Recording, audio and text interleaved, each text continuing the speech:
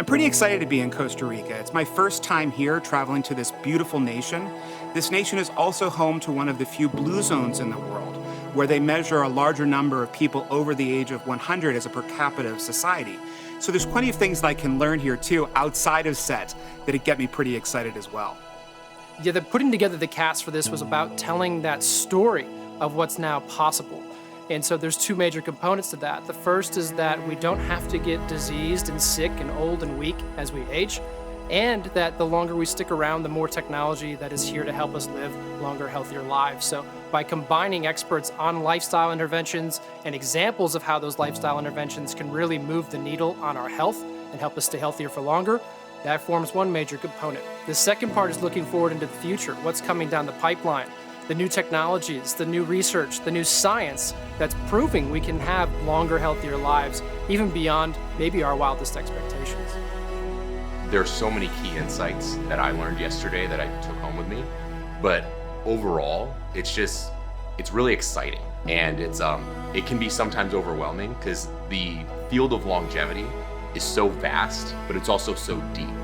And yesterday just really demonstrated that there's so much information out there for people to utilize, which is fantastic. Because for someone who's maybe just starting, there's so much things that they can do right off the bat.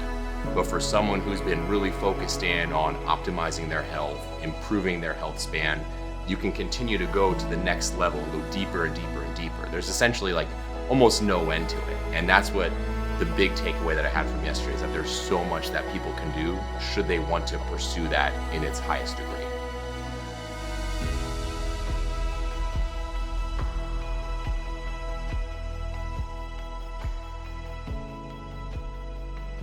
Health span versus lifespan. We've got this topic we've introduced so far, but we haven't defined it as well as we would like. And Rudy, I actually wanted to start with you. Let's talk about, to the audience, what health span means. This is an interesting concept, obviously it has to do with health, but what's the span part? Define it for us. So health span can mean a number of things for many different people, but ultimately it's focusing on your healthy years that you have control over, free of disease, free of ailments, where you're really living your best life. And if you can take it a step further, it's really being able to do the things that you enjoy doing the most. For some people, it could be something maybe not as a hardcore, so to speak, as like performance sports or doing Tough Mudders or doing these obstacle courses as you get older. It could be playing sports with your grandkids, kicking the soccer ball around outside. And for some people, it could be I want to compete in Ironman triathlons until I'm in my 70s.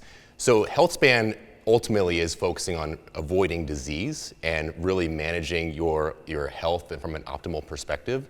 But when you go the step deeper to the degree, it can be very personalized as what people expect out of that health span. That brings us to then the counterpoint. Like, what is lifespan versus health span? They both have the word span in there. Rafid, I thought maybe you could give us some thoughts around the difference between those two terms, particularly talking about lifespan. Yeah, different but related. So when we talk about lifespan, it's not so much quality of years or quality of life during those years, it's how many years, right? So it's extending your overall longevity in life. But if we're being honest, when we think about what is a life worth extending, it's a life that's worth living, right? And that's defined by this health quality that you have.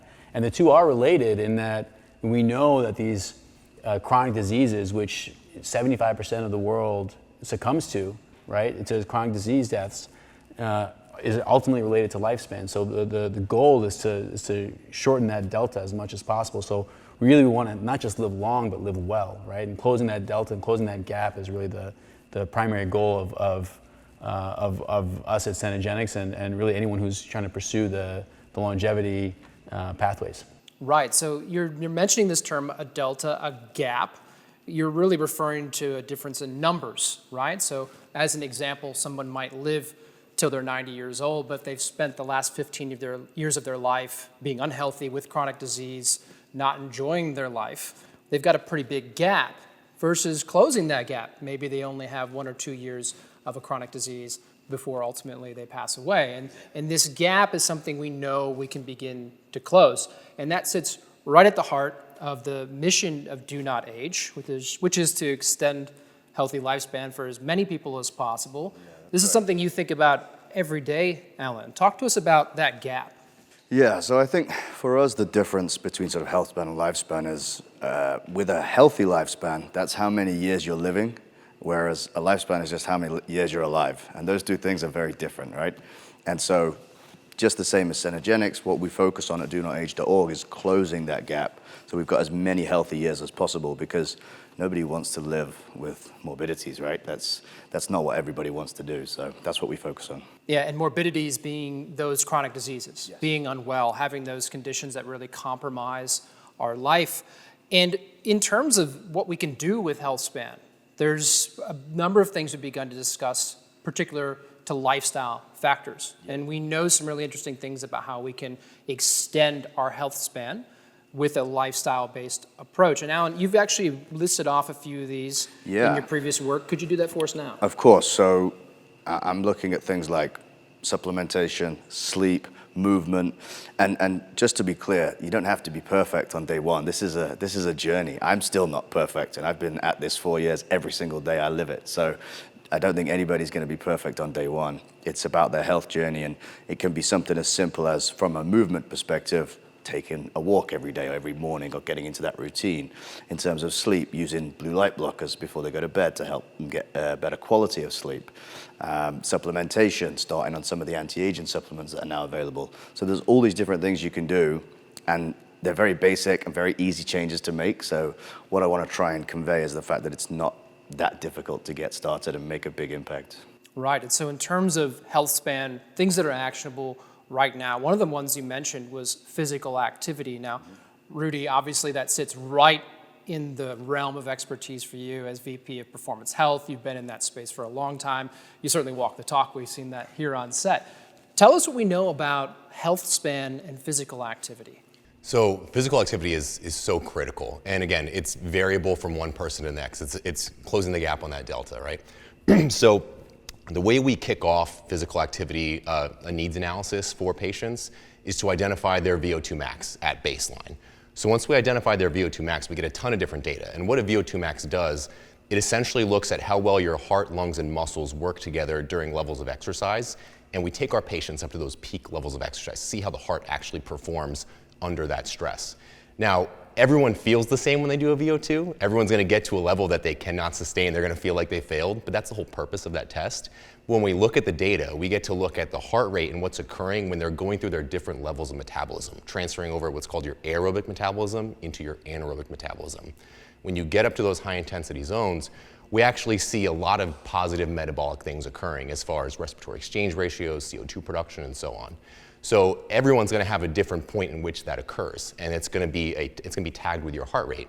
So all of our patients actually have cardiovascular programs based on their personalized data. So if someone's going to start in zone 2 walking, for example, because they don't have a pattern of exercise established yet, we're going to use those heart rates in those lower aerobic metabolism zones and prescribe that for their goals when they're walking. But for someone maybe like you who is doing sprint interval training, we're going to say, all right, Nick, when you get into 180 beats per minute, that's when you tap into that anaerobic metabolism. That's when you're going to spike up your growth hormone levels. You're going to improve your insulin sensitivity over time. This is what we're going to do, and you recover at maybe 12 beats per minute to 20 beats per minute. So your rest periods need to stay pretty short because you're a very fit guy. So everyone gets that personalization, and the VO2 is what we track repeatedly over time so that all those efforts with physical activity are used to establish these outcomes and to achieve these outcomes. Right, so you've defined this concept of using metrics Correct. to know where we sit in our health span future and how we might shift that. So in particular with VO2 max, we know some really interesting things about health span, about sickness, and how that relates to lifespan. And in fact, it's one of the best predictors of lifespan. Yeah, many call it an additional vital sign to identify what are risk factors for early mortality and also cardiovascular events. All right, and Rafid, pulmonologist by background, certainly you have some things to say here. VO2 max, it's a new concept to many of the viewers. It's going to be this test where you've got a mask on, we're looking at your oxygen exchange at peak exertion. But why is that so important in terms of our longevity? Well, I mean, I think we kind of touched on it, but the answer is it directly impacts all-cause mortality, right? So, you're seeing the net impacts of this on all of these, as we discussed, all the chronic health ailments that impact health span, right? Which all of those essentially ladder up to impact your longevity and your lifespan. So when you have this one lever that you can pull, a VO2 max, and really training well, that's the impact. It can't be understated, right? So the impact on mortality across all causes, not just cardiovascular, is quite dramatic, and that's really kind of one of the take-home points that we always push with all of our patients is being conscientious of that as you call it, the additional vital sign.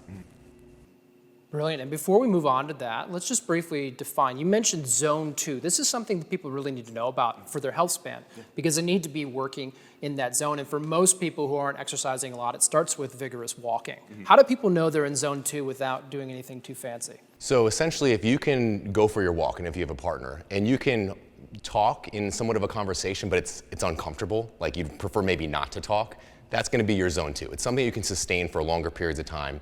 With your aerobic metabolism, it's something you can do for a long duration. So you shouldn't be going so fast where you stop after maybe like 10 minutes, like I can't do this. It should be something that you can sustain for maybe 20, 30 minutes, or even longer if you really needed to, even over hours. But a good gauge for people from a respiratory perspective is that if you can talk, but not at the level that we're talking right now, it's more forced, it's maybe more uncomfortable, and maybe you say like 4 or 5 word sentences. That's going to be a good zone 2 to try to maintain. When you get up to your anaerobic metabolism, in contrast to that, that's where you hear audible breathing. So like say for example, the escalator at the airport is broken and you have 2 carry-on bags you're carrying and you have to take the stairs and you're late for your flight. You sprint up those stairs holding those 2 bags, you get up and you hear yourself huffing and puffing and breathing. That's when you tap into that anaerobic metabolism and your CO2 production is high. So it's very different as far as the levels of difficulty. I'm super excited about longevity for a variety of reasons, right? The first is that I work in critical care, so that's the intensive care unit. So I'm seeing a lot of patients that are, their issues are, unfortunately, they're already there, right? And it's very hard to unwind once you've had late stage illness, right? And I see the regret on a lot of their faces when I talk to them about these preventable measures that they could have taken for years and years. And so I'm excited about that, and I want to share that message with as many people as we reach, right? That living a healthy life, not just a long life, but a healthy life, is absolutely attainable, right? And it's not just attainable to the millionaires and billionaires. This is something that all of us can do in our daily living and make the quality of life better. All right, guys, so you've learned so much at your time here, but also at Cenegenics with your team. But we wanted to get a little bit of a resistance training workout in, just as a reminder that exercise doesn't need to be complicated. It certainly can be complicated, and gyms that are widely available can make things very easy to do and jump into certain equipment you like. But that doesn't mean it's impossible to do when we are even on location, filming our docuseries here today. So we're going to go through some primary movements that are beneficial for everyone to incorporate, and those are going to be a horizontal push, we're going to do a vertical push, a horizontal pull, and then we're going to do some lower body work, meaning our squat and also a hinge pattern. Then we'll do some additional work through the driveway that you guys can utilize these water bottles for. So, you guys ready to go through some exercises? Let's do it. All right, you look ready. You got these arms going. All right, so the first one we're gonna do are push-ups that I know you guys did when we were at Cenegenics Miami for your testing. So I'm gonna have you go down into a... So my biggest message for people from this series is to understand that you don't need to hit a home run with all of your longevity efforts all of the time. Small things, small ripples, make very large waves. And if we can learn and teach the specific changes that can, really impact our longevity and our health span, like improving our VO2 max, our cardiopulmonary health, or managing our visceral fat levels so we're not driving up inflammation, or how we manage our glucose levels and our insulin response. Just those little things that we can do every time we sit down at a table to eat, or when we decide to, be active or engage in exercise, that we can start to implement day over day, over the period of weeks, months, years, decades. All that is adding essentially like health in your health span bank, so to speak.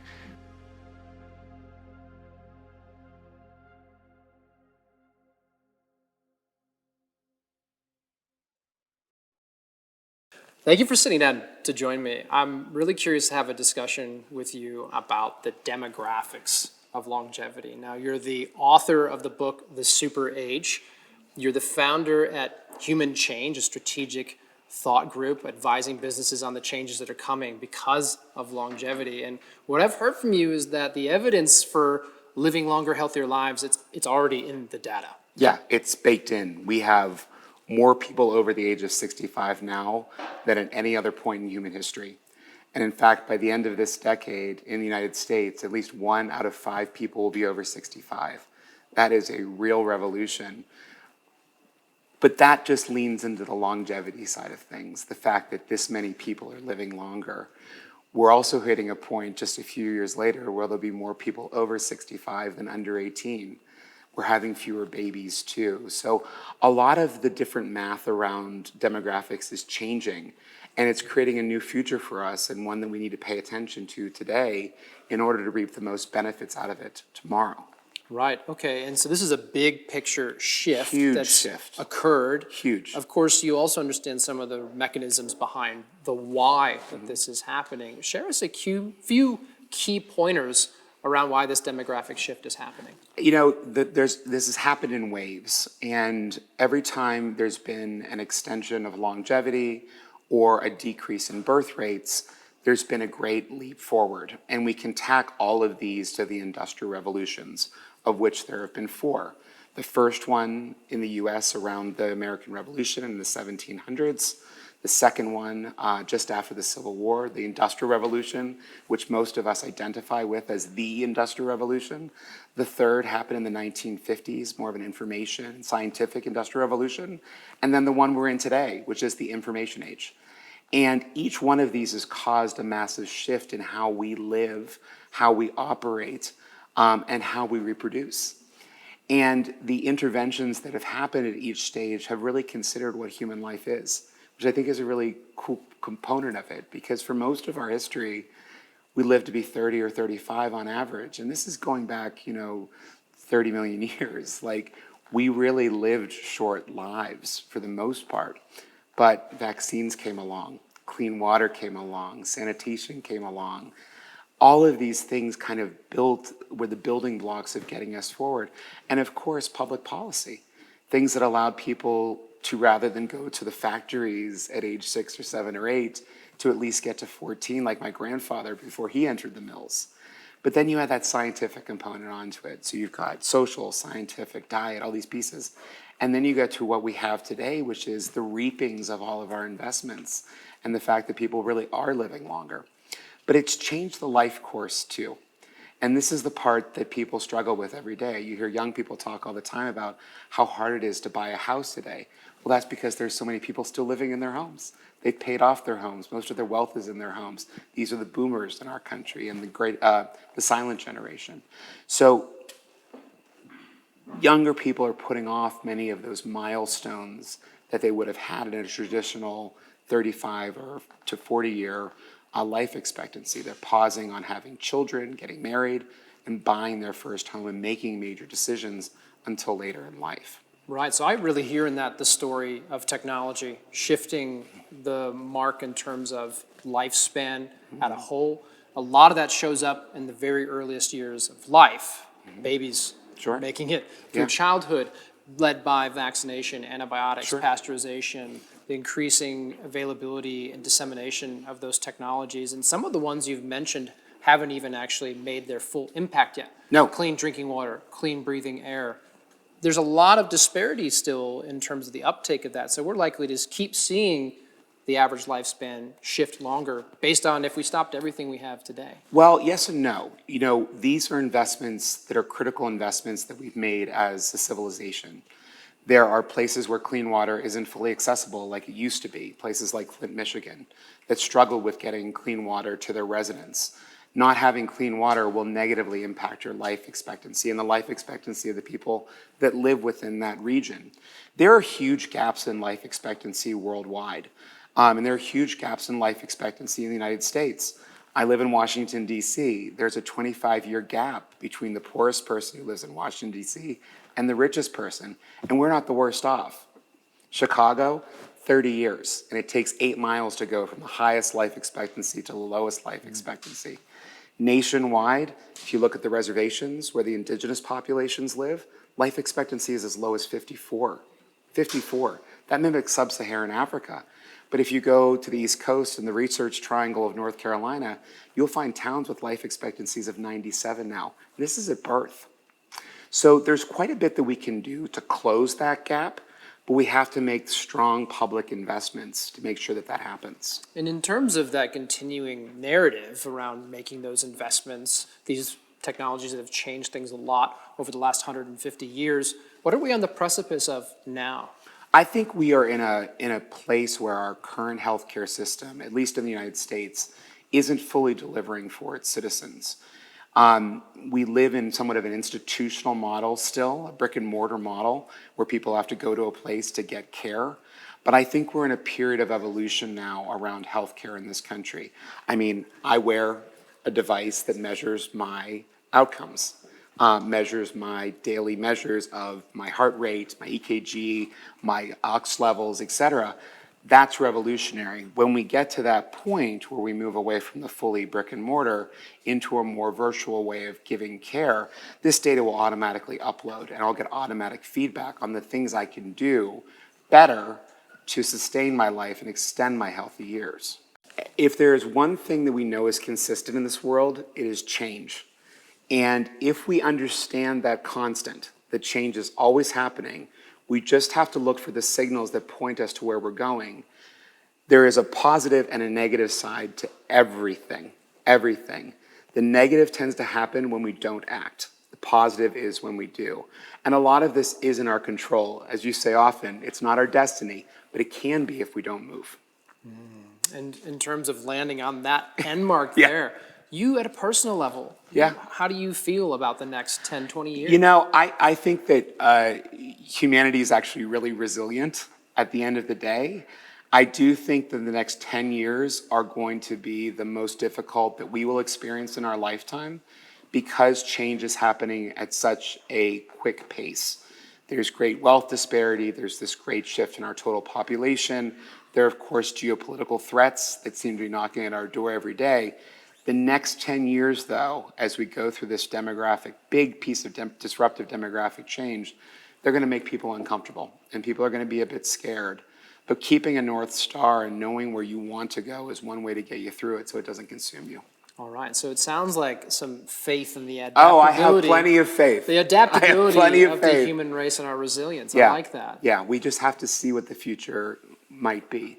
And the future can be really positive. You know, I say in my book, last sentence is, the future may be gray, but it's incredibly bright. And as we get older, as we live longer, there might be more older people than at any point in the history of the world, but that doesn't mean the lights go out. That means that we're just entering a new period of our civilization. We have many experts in the show, but also we have two guests, and it was very, very nice to see how they intermingled and that there was friendship growing, I thought, next to exchange of lots of thoughts and really giving the knowledge to our guests. We also thought, okay, we are really growing as a community, and I think this is so important that this series, Reverse Longevity, is being broadcasted, because here you really see that what we tell might be very valuable for the much broader community, for you as a listener. The key insight that drops in for me is that we really have consensus from a variety of experts, people who are running companies in the longevity space, and even our guests, with this idea of the longevity future being now. It's no longer something that's 10, 15 years away. We actually now, without a doubt, have the ability to help people live 5 to 10 years longer in a healthy state.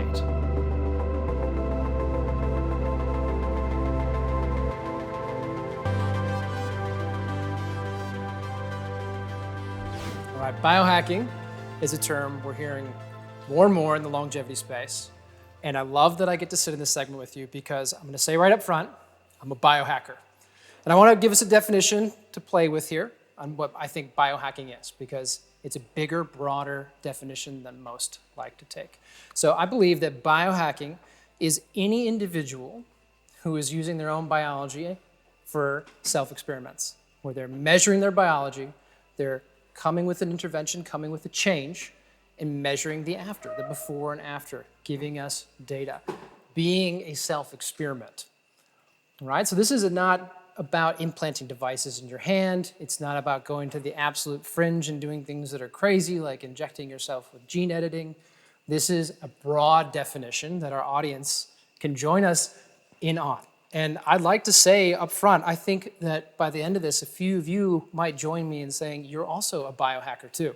I'd love to see that happen. But before we go any further, let's hear what you think about that definition, Rob.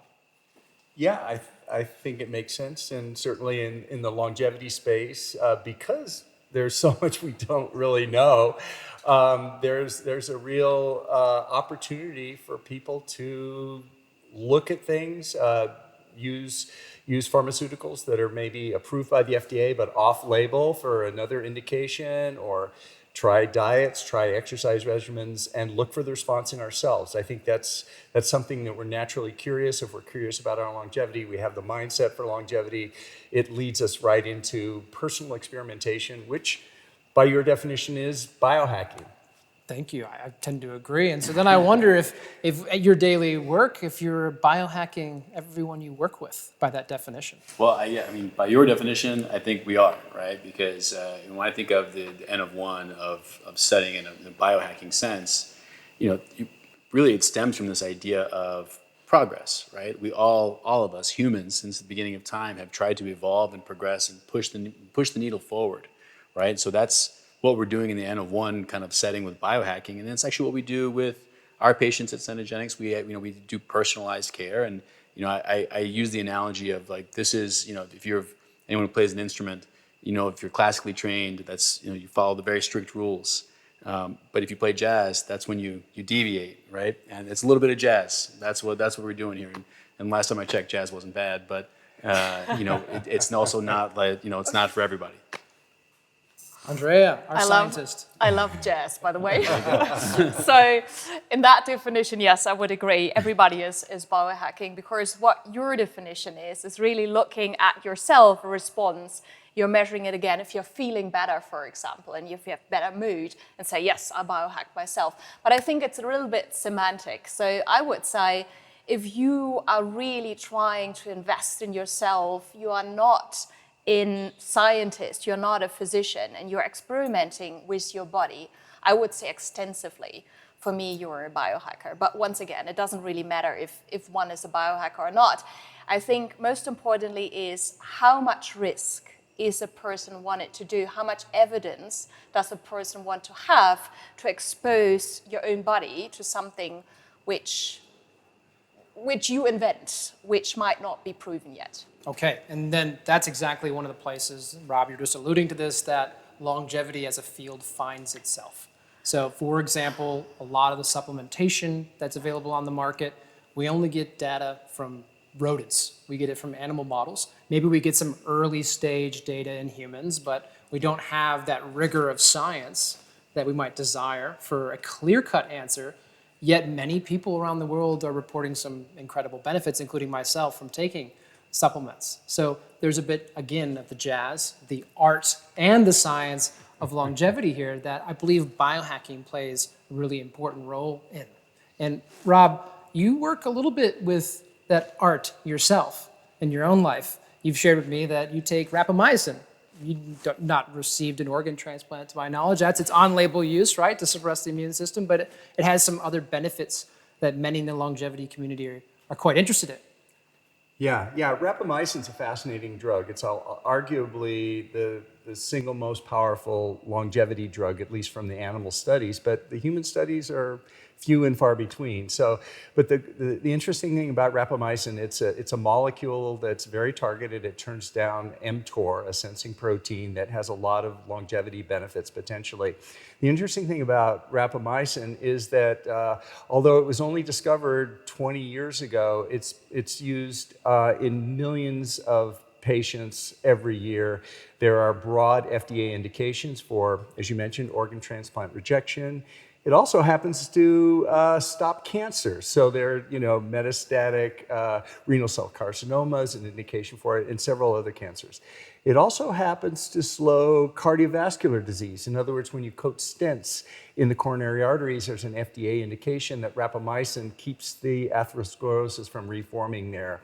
And there is evidence in animal models that rapamycin actually has an effect on Alzheimer's disease, to the point that University of Texas and others are now doing rapamycin studies for Alzheimer's disease in humans. But the results aren't in on that. But the point is, rapamycin, unlike some supplements you mentioned, has been broadly used and is continuing to be used in millions of people around the world every day. So we know the safety profile in humans already. The question is longevity and the longevity benefits.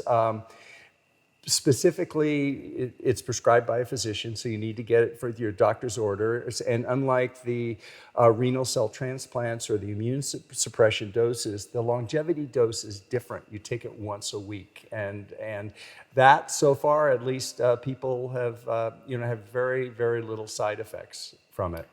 Interesting. We're into the art space because we don't have the science. And Andrea, I can see on your face you want to respond. Bring the science. Bring it on. Yeah. I would not agree that it's without side effects. No drug has no side effects. But we have a little bit more than 10 randomized controlled trials. So randomized controlled trials in human means that you have a group of individuals and you give either one group a placebo or the active component, in this case, rapamycin or Rapalox.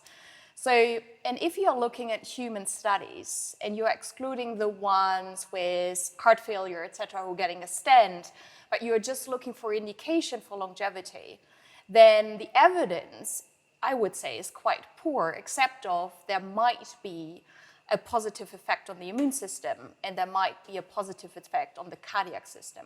All other organ systems are either neutral, so there's no effect in the randomized controlled trials, or it has not been measured.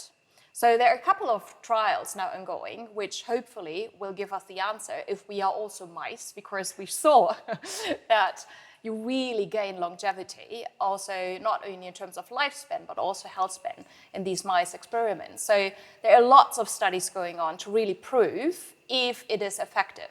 Yeah, longevity, to your point, is very difficult to prove in humans. The studies are difficult to do, and with rapamycin, we're really lacking. The thing that appeals to me about rapamycin is its specific targeted action on mTOR, and we know that mTOR, when it's turned up, drives inflammation, drives hyperfunction, and that's another discussion.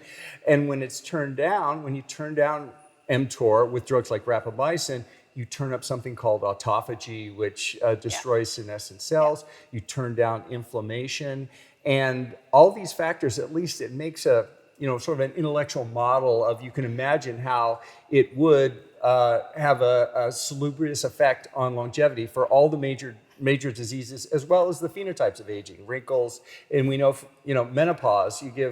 You give animals rapamycin and their fertility extends. Absolutely. Their we menopause don't slows down. disagree. So I think it's a beautiful molecule which needs much more research to give much more widely if it is effective, clinically effective. Absolutely. That's the reason why we have so much research now to actually say, yes, what kind of milligrams, either daily or weekly, could actually help to improve the health span and the lifespan in humans. And it's, I think, quite likely that we have the biomarkers already to prove that it helps. So we already have proof a little bit in the immune system. So now it's really taking it a broader way and including more individuals. Go ahead. But that's the reason why we're also doing a study at NUS as an issue. Absolutely, yeah. I'll tell you though, I think you're getting to the crux of the issue of biohacking versus kind of broad acceptance, right? Yes. And you've already mentioned this idea of a randomized controlled trial. So obviously in the medical community, we need robust data before we can make a recommendation. And so when we have these trials, we're talking hundreds, if not thousands of patients. And very commonly, it is thousands of patients. And we need that many so we can get a variety of patients, so we can make broad general statements. So the problem with biohacking, of course, is that when you have an N of 1, all I know is Rob's physiology and Rob's body and Rob's response to whatever the intervention is. So, and my personal views, candidly, are, I think it's very promising, rapamycin as an agent. And we've used it. I come from the lung transplant space. We use it quite a bit. Actually, you missed one indication for lymphangiomyelomatosis, which is green now. Yeah. I mean, it's amazing. So, all that being said, that is the limitation, right? And I totally get that we see nice signal in animal models, right? And I agree with you, but we cannot responsibly just hang our hats on that. when we know that the annals of medical history are filled with promising drugs that never made it out of animal trials. I think that's such a great point, and it frames this whole discussion about biohacking versus society-wide public health recommendations. Because we're not at the point where we can recommend drugs like rapamycin for longevity. The data's not there. On the other hand, me and you and you and you, we're all getting older every moment, and we're slowly dying. Longevity is 100% fatal disease, right? And I'm willing to take the risk personally of taking, for example, rapamycin, and maybe there are some untoward effects, and maybe there's some unknown effects, but I'm willing to take those unknown risks against the certainty of death, which I'm looking at, and we're all looking at through longevity. So, but that's the biohacking ethos as opposed to the public health recommendations for everybody. There's an action bias there, right? Which may or may not be to your benefit. True. So that must be considered as well. So. Yeah, and I like that because that's your individual choice. You have the knowledge what rapamycin does also in your body. You are measuring it, and you're feeling better.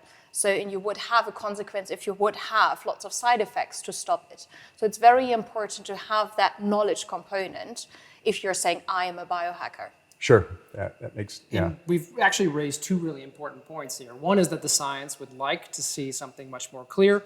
If we did all that work now, we might have a solid answer for rapamycin in 5 years, 10 years.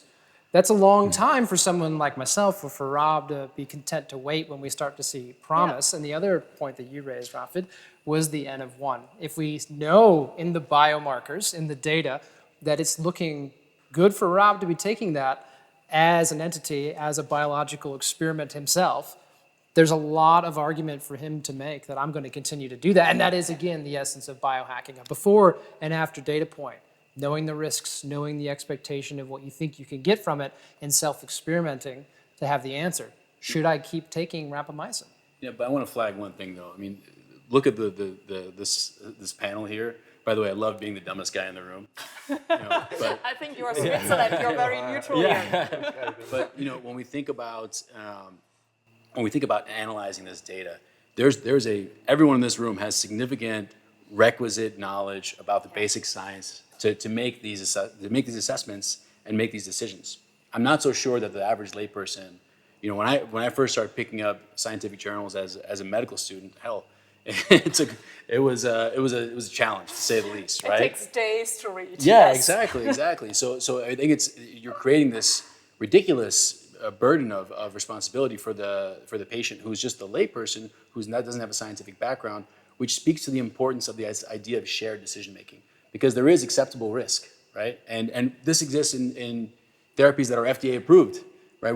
Shared decision making should be a foundation of every doctor-patient relationship, right? And so my personal view is I'm not against rapamycin. In fact, I'm looking at doses and what I would take, et cetera, but I wouldn't necessarily recommend it to my patients without having a very long conversation, right, about the risks and benefits and fully disclosing where it's at in the context of its evolution with the data. One thing that keeps coming up for what I really learned was the mindfulness and the social aspect of longevity. Just the purpose in life, finding that purpose. There's so many aspects to it, but that is one of the keys, is finding your purpose, finding your why.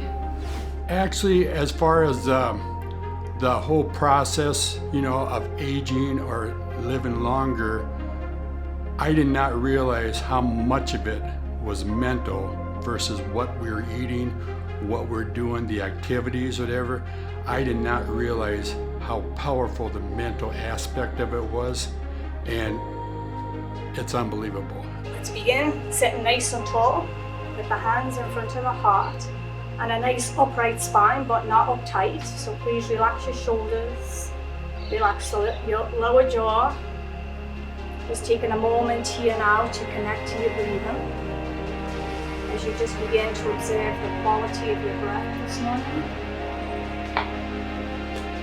Feel the coolness of your inhale coming in through the nose, and the warmth of your exhale. And just settling down onto your mat and maybe set an intention for your practice today. or maybe think of 3 things that you're truly grateful for.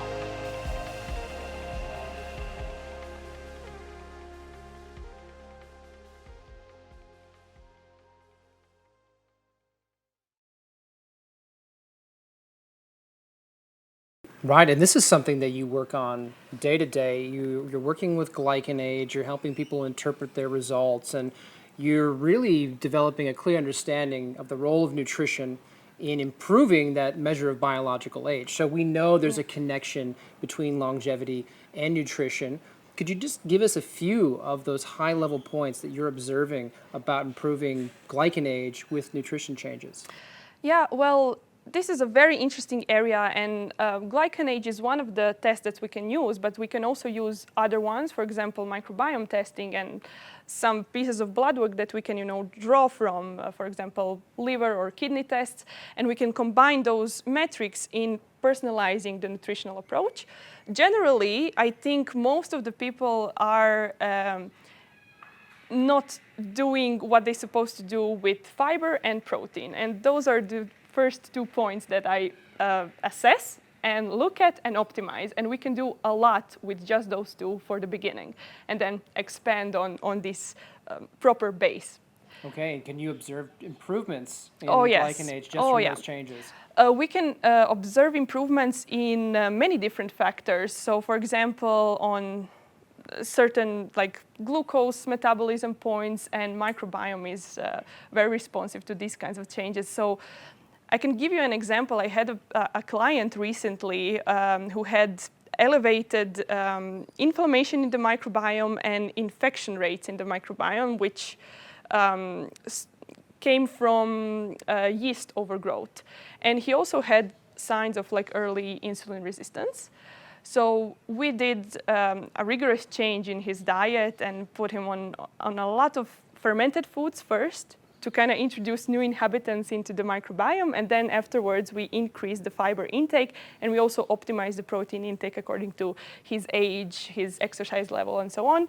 So with that, we actually targeted insulin resistance. We wanted to control that first, but as a consequence, his microbiome followed and changed. We managed to boost the varieties of the microbiome, which improved the insulin sensitivity. So it's kind of our job to recognize the first starting points and build the whole protocol from that. Great, and I'm going to come back to insulin resistance and particularly the metabolism and pitch that to you, Rob. But first, I can't let the phrase personalized nutrition get past us without hearing from Rudy. Rudy, this is something you work closely with every day. Talk to us about personalized nutrition and connect that to longevity. Very much so. So there's so much tribal thought, as you shared, around what nutritional methodology or what tactics people are going to use day to day to really achieve optimal health or reduce disease risk or increasing their longevity. But really, you need to understand and identify what critical factors you need to fix first, just as exactly in your example, starting with fermented foods and then going to the protein and the fiber. So people need to first understand where they stand and what those risk factors are, and being agnostic essentially to all the different methods of nutrition that are out there and seeing which one should be implemented at that point in time. It's almost as if you have a toolbox. You have a hammer, you have a screwdriver, you have an Allen wrench, you have all the other things. What tool can I utilize right now for what my needs analysis is representing? And then understand that you can go from one camp to another as long as your North Star is still in place. And North Star for a lot of what we look at for Cenegenics is lean body mass, recovering from exercise, recovering from just day-to-day stressors in general. And a lot of people fail to reach those protein requirements and fiber requirements. So I'm very much aligned with that. Okay, and then in terms of connecting that to longevity, where is that connection? You mentioned a North Star. Yeah. That sounds to me a lot like living healthy for longer. Yeah. Tie that in. So I go back to exercise a lot because exercise is really the greatest pill someone can ever take. When we talk about, the varying foods we eat, if we eat all day long or if we're eating certain foods that causes inflammation, it's just a natural response. But exercise yields, not in an acute way, but it is anti-inflammatory.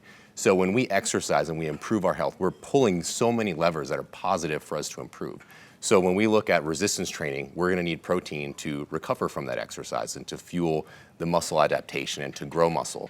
When we do that, we also improve insulin sensitivity, because the more muscle cells we have more glucose disposal at our fingertips, essentially. So by focusing in on some maybe more vague or general ideas like building lean tissue, focusing on your fiber intake, exercising, that's going to have so much impact downstream to impact longevity. Okay, and you've again talked about insulin. This comes into the discussion a lot. We hear the terms insulin resistance, insulin sensitivity. Rob, can you define that for us and explain after that how important it is to master that for longevity? Yeah, I think insulin, of course, as people may know, is a master hormone that allows our body to process glucose. And glucose can harm the body through glycation, and also we want to keep the levels down. Glucose tells the body to utilize, insulin tells the body to utilize the glucose and store it in fat and also process it. So glucose is essential for life. Insulin is essential for life. Now, when we get chronically elevated levels of insulin through some dietary factors like certain macronutrients, carbohydrates primarily, stimulate higher levels of insulin because they have glucose and the insulin is required to process the glucose.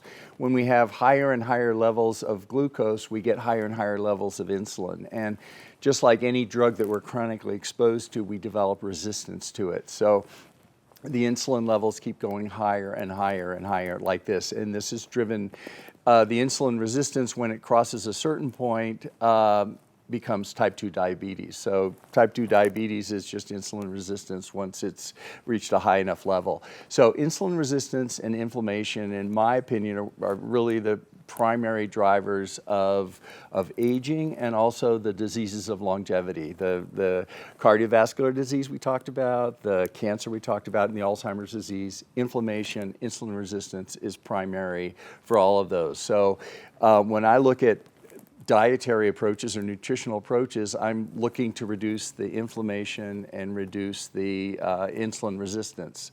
You know, even the drug things we talked about with mTOR with rapamycin, you're turning down inflammation, you're turning down insulin resistance as well. But for the nutritional approaches for this, what I do, the 4 steps basically, eating anything at all, no matter what kind of food it is, drives inflammation because it forces proteins through our guts, foreign material. The body's natural response is to respond with inflammation to protect the body. So eating all the time drives inflammation. So like we talked about, first thing you can do is stop snacking and maybe cut down your meals, narrow the eating window. That will decrease inflammation. And then the last things I do are just the three things that I avoid in my diet that drive inflammation are sugars, starches, carbohydrates, which are the primary drivers of insulin. So I minimize those in my diet. And then seed oils, which also are processed industrial oils, things like vegetable oil, canola oil that we used to be told were very healthy, but they're, in my opinion, actually are not. They drive inflammation. And then the final thing is grains. Grains have proteins in them like gluten, and some people have celiac disease and they're allergic to gluten, but even people who are not allergic to gluten can develop inflammation related to other proteins in grains, even whole grains. So for that reason, I avoid all grains altogether. Rob, I would like to build up on this. So first of all, celiac disease is gluten intolerance, not allergy. But right. I think that's, yeah, okay. Thank you. But you mentioned mTOR.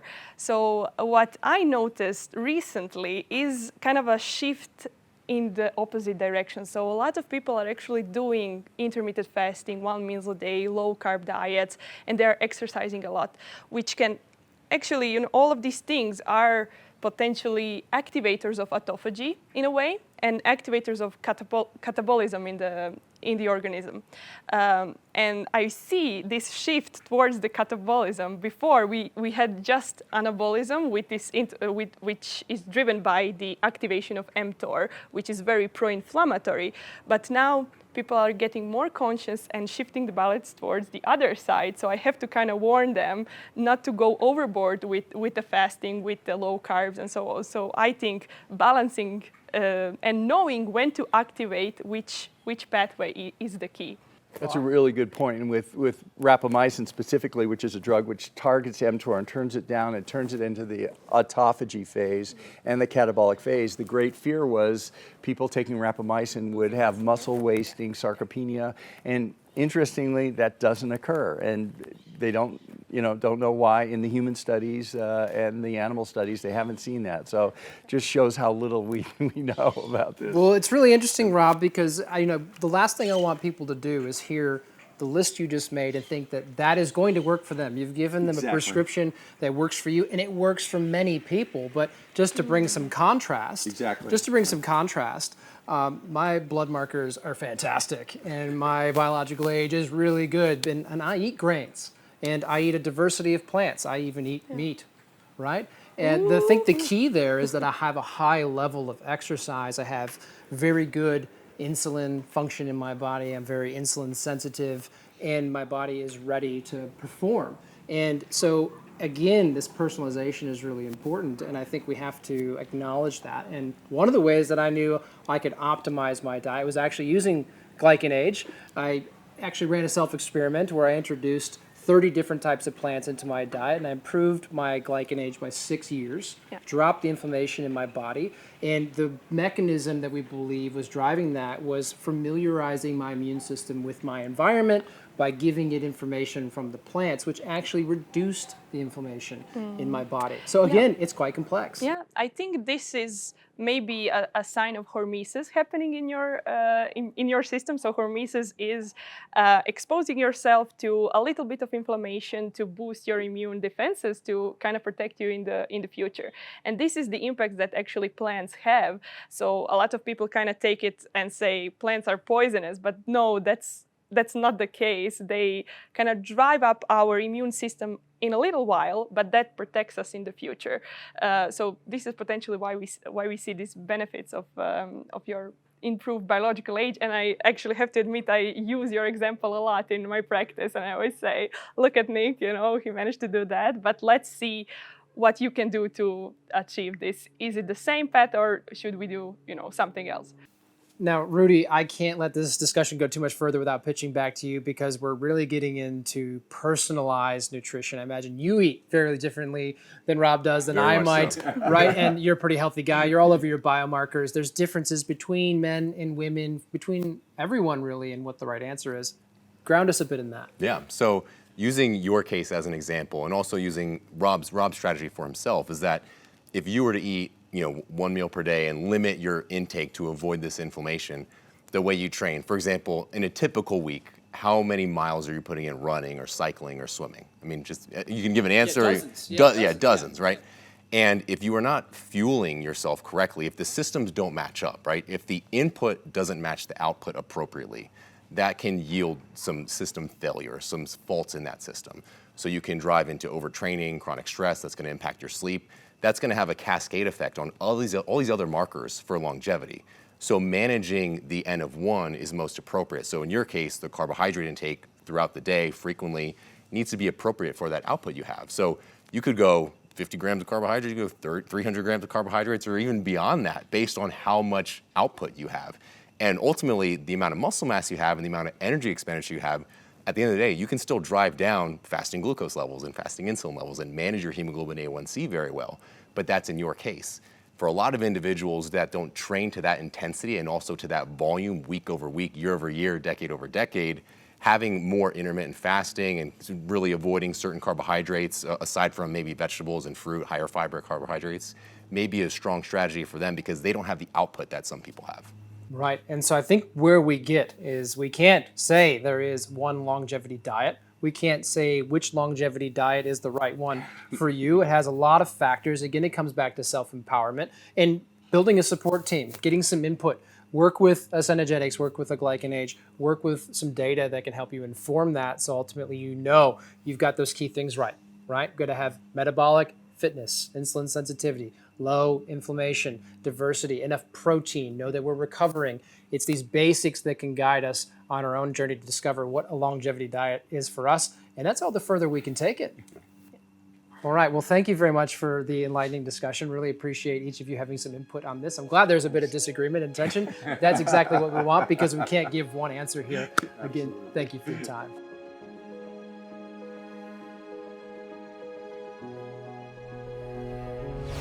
Another important topic people will understand after watching the Reverse Longevity series is that it's important to know yourself. What do I mean with it? We have genes, we are using some of our genes, we have a microbiome, we have lots of blood parameters, we know how people function. Knowing that is really driving what we are going to prescribe to individuals to reverse their aging process, and to measuring it after a certain intervention to see if it was successful. So knowing yourself, how your body is functioning is most important to get the right intervention in, to make the right lifestyle choices, to reverse the aging process, to have a lesser chance in the end to have age-related diseases and to optimize health.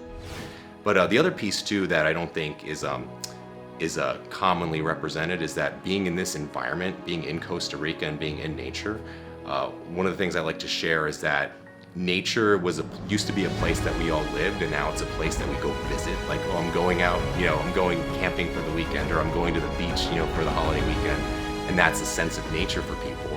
When really nature is around us all the time, it's in our lives. And I feel like if we can be more mindful of our space that we are in, that's going to then bleed into the mindfulness around how we live our lives, foods that we're consuming, how we are, engaging with the environment, getting outside, being active, and also just, managing our stress levels. Like it helps give perspective on people's lives, because when we're in a closed box, only talking in a work-related field, all of our problems in our lives feel so huge.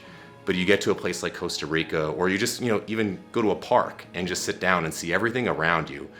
We are very small in this world, and a lot of those stressors that, do a number to us in our health and stress us out, give us anxiety, they start to feel a lot smaller when you get engulfed in nature and have a much broader perspective.